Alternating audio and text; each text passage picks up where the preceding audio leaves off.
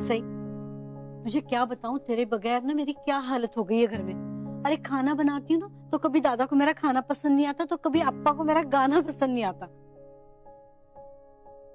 और भाई जी है ना, शहर के भाव ऊपर नीचे हो गए तो वो खाना ही नहीं खाते किसी दिन। और पिंटिया जी का गराज ठंडा हो उस दिन तो वो डबल खाना खा जाते हैं। और इन सब में मेरी थोड़ी सी गलती हो गई ना तो ये मुझे गुस्सा करते हैं।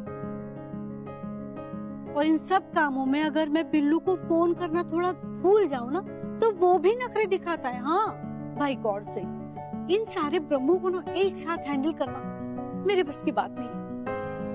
तुम दोनों अगर साथ होते ना तो कोई बात नहीं, पर तुम दोनों भी तो।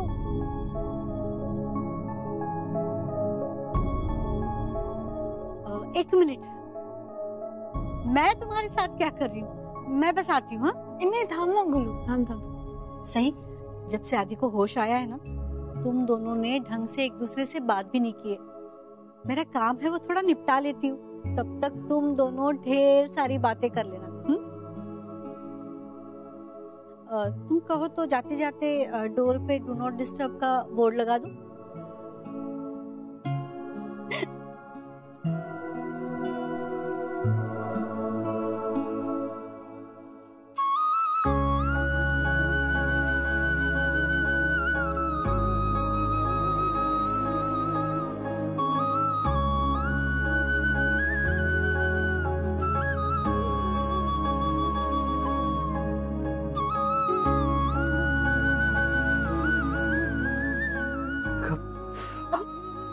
आधी काय करतोयस तू?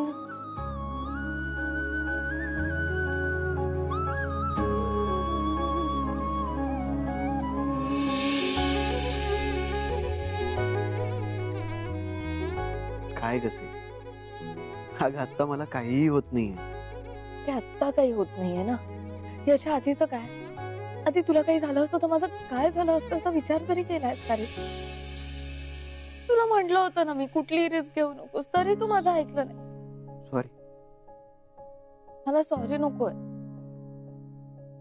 मला तू हवंय.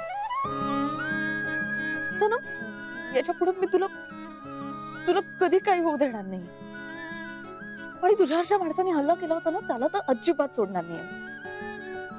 कोण होता कोण तो माणूस? जेडीचाच माणूस असणार. I knew it. पण तू अजिबात काळजी करू नकोस. मी पोलिसांना त्याचं सगळं डिस्क्रिप्शन दिलं, ते त्याला लवकरात लवकर पकडतील. मला नाही वाटत असं. म्हणजे त्याला पकडला तरी काही फायदा होईल असं नाही वाटत. मुळात तो माणूस पाठवणार आहे त्या जेडीला पकडायला. पोलिसांनी तरी नाही तर मी तरी. तू आता हा असला काही विचारही करू नकोस प्लीज. आणि जे काही करायचं ना ते तू बरा झाल्यानंतर आपण दोघांनी मिळून करूया. तू अजिबात एकट्याने काही करायचं नाही. मला एकट्याला तू सोडतेस कुठे? सुपर हिरो सारखी आलीस की मी संकटात असताना. ए सुपर हिरो नाही, सुपर हिरोईन. काय म्हणतात त्याला? सती सावित्री. येस, सती सावित्री. भूक लागली. अरे मग सांगायचंच ना मला. सांग मला काय आणू तुझ्यासाठी. नाही नाही नको, ते हॉस्पिटल मधलं बेचव जेवण नको. काहीतरी असं चमचमीत आण ना. ओके आणते.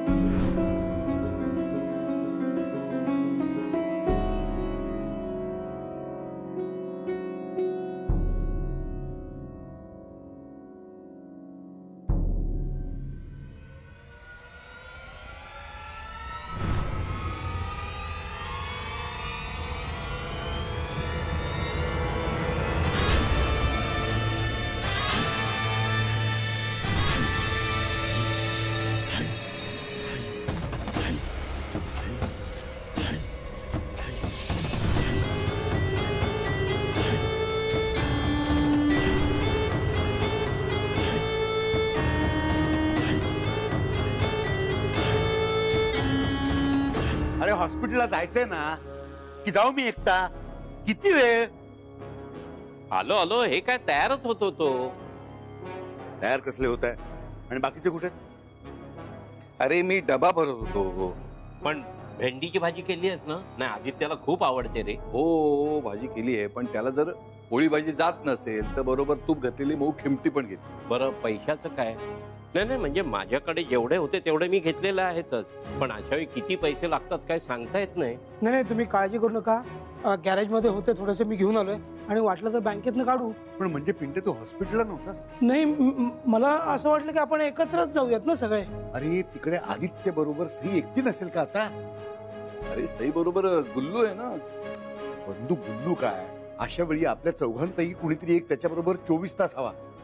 तर आत्ताच त्याच्या जीवावर. नाही नाही दादा, हे बघ, ठीक आहे, आजपासून आपल्यापैकी कोणीतरी तिकडे थांबेल. पण आदित्य काल तो जेडी जेडी कोण माणूस म्हणत होता, त्याचा काही पत्ता लागला का? तो जेडी नावाचा एक बिल्डर लाईन मधला माणूस आहे, तर त्याची सगळी माहिती काढण्यासाठी मी माझी माणसं कामाला लावली. आजच्या दिवसात त्याची संपूर्ण कुंडली आपल्या हातात येईल. जेडी असेल कोण पण? आणि आदित्यवरती झालेल्या हल्ल्याचा त्याच्याशी काय संबंध असेल?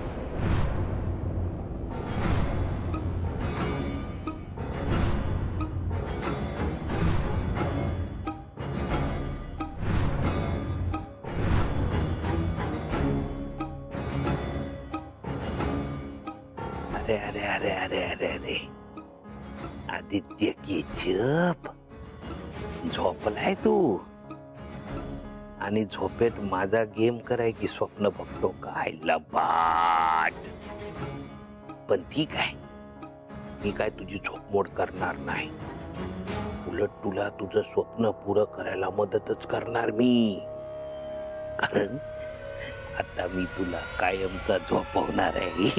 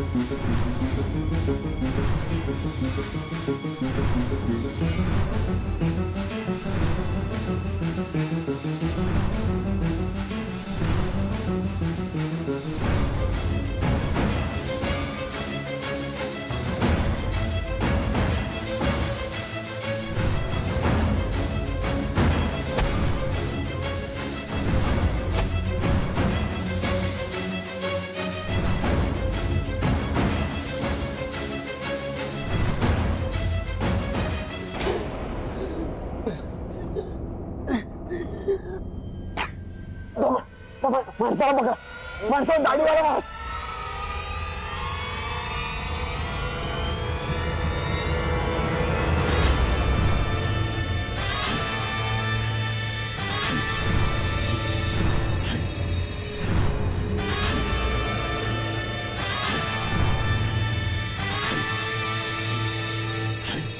पकडो पकडो पकडो पकडो पकडो. अरे काय झालं? वो आपके बेटे पे हमला किए. म्हणजे तो जेडी होता?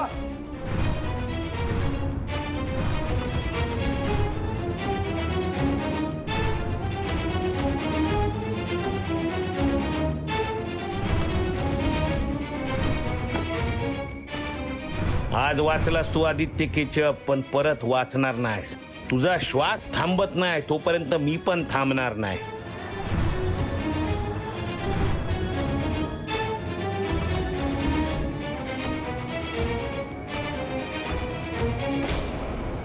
हॉस्पिटल आहे तुमचं का बैल बाजार आहे? काय इकडे एक माणूस बाहेरून येतो, आमच्या पेशंटवरती हल्ला करून निघून जातो, तुम्ही काय बघत बसता का? अहो जीवनदान देताना तुम्ही म्हणजे काय करता काय तुम्ही? हे सलाईन लावणं, औषधं ठोकणं, इंजेक्शन लावणं आणि ऑपरेशन करणं एवढंच. पेशंटच्या सुरक्षेचं काय? अरे दादा शांत हो, त्यांनी धावपळ केली होती पण तो माणूस सटकला. अरे पण तो आत येऊच कसा शकतो मी म्हणतो. एक माणूस आतमध्ये येतो त्याच्याकडे लक्ष ठेवायला, तो कोण आहे, काय आला, कुठून आलाय, काही लिहून ठेवायला तुमच्याकडे सिक्युरिटी नाही. ही असली सिक्युरिटी तुमची? अरे साधा सीसीटीव्ही कॅमेरा नाही तुमच्याकडे. काय बेजबाबदारपणा आहे तुमचा? अरे दादा ऐकून तर घे. माझं तू ऐकून घे. आत्ताच्या आत्ता पेपर्स तयार कर, यांच्यावरती केस ठोकतो.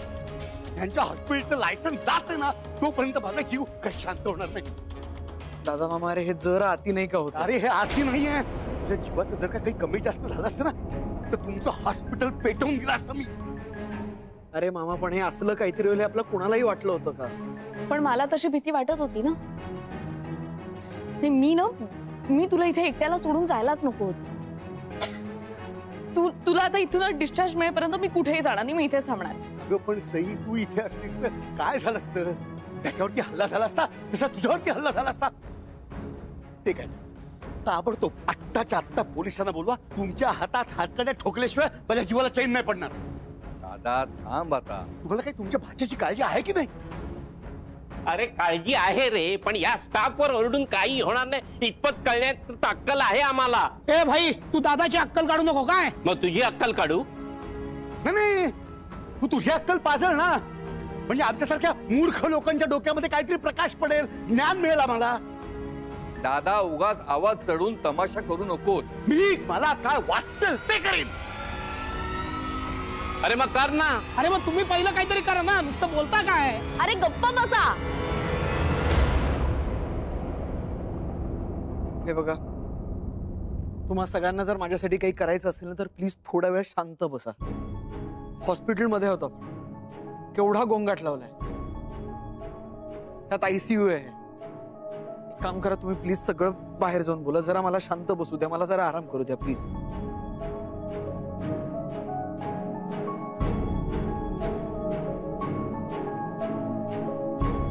हे सई, सगळे म्हणजे तू नाही. तुमचं पण आणायला सांगितलं, तू आणलंस का? खूप भूक लागली यार. आपलं हे बस.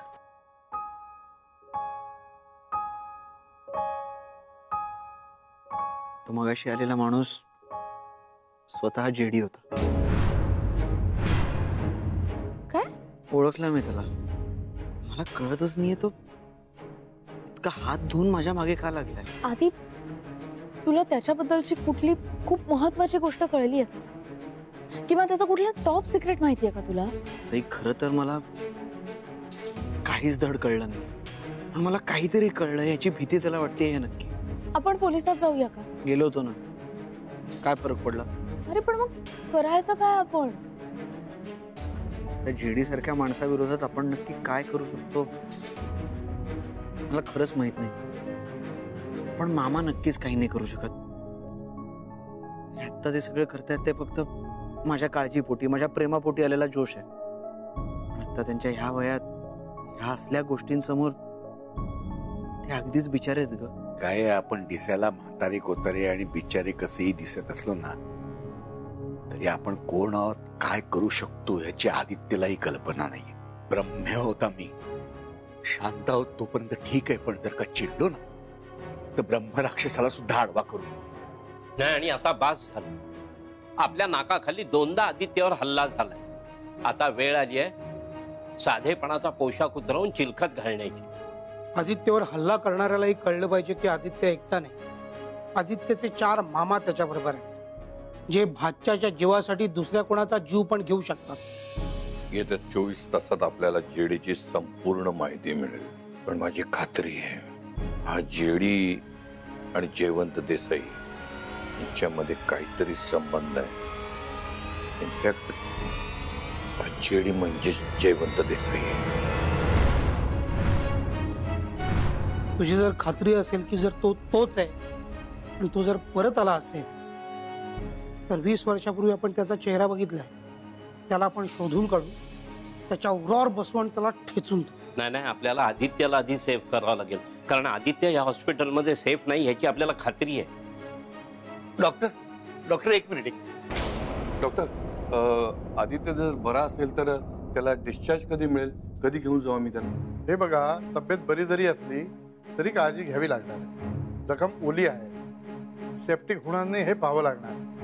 बँडेज बदलत जावं लागणार आहे, ड्रेसिंग पण करावं लागणार आहे. ते आम्ही सगळं व्यवस्थित करू, त्याची व्यवस्थित काळजी घेऊ. तुम्ही फक्त त्याला डिस्चार्ज द्या. अहो पण हे बघा डॉक्टर, इकडे त्याच्या जीवाला धोका आहे, तुम्ही पाहिलंच आहे. तेव्हा काहीही करून त्याला आम्हाला घरी न्यायला हवं प्लीज. ठीक आहे, संध्याकाळी आपण याचं डिसिजन घेऊ.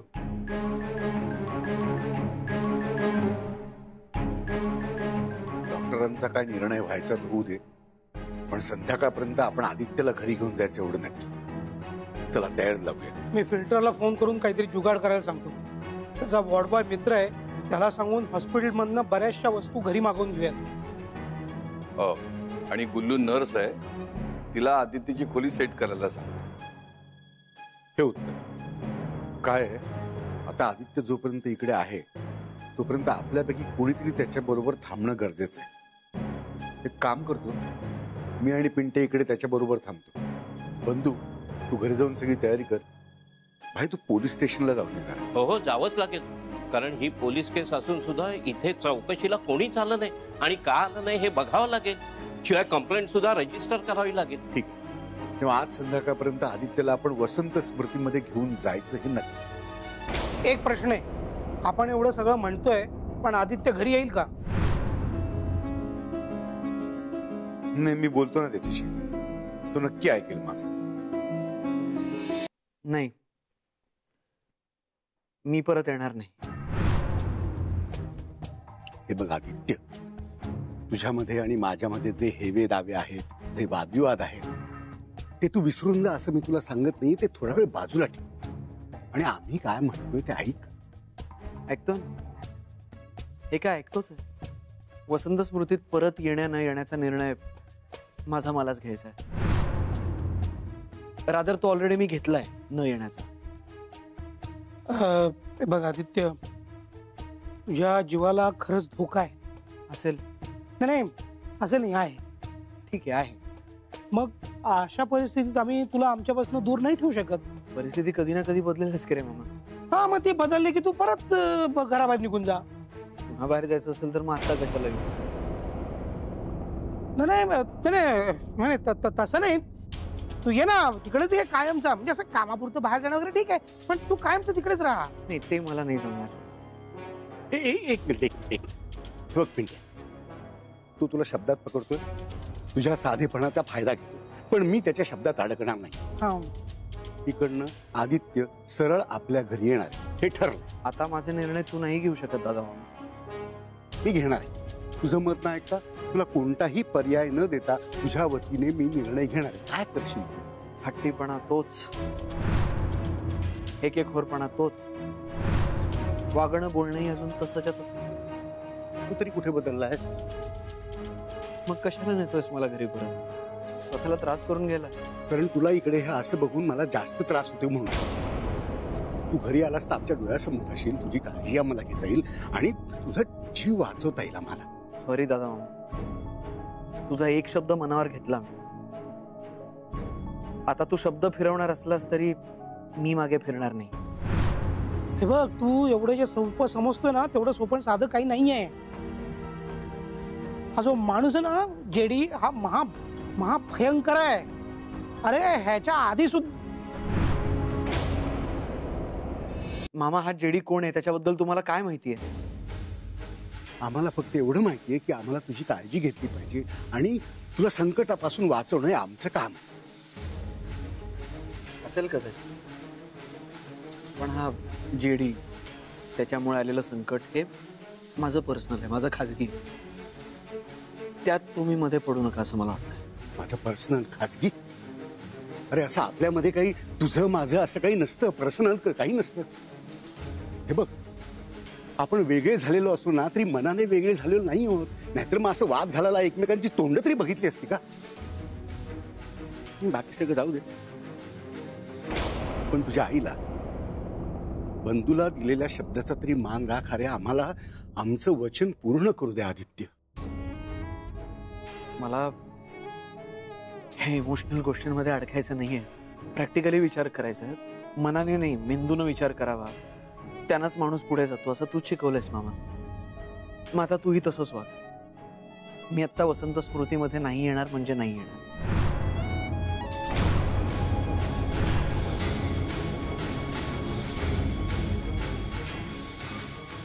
ठीक आहे.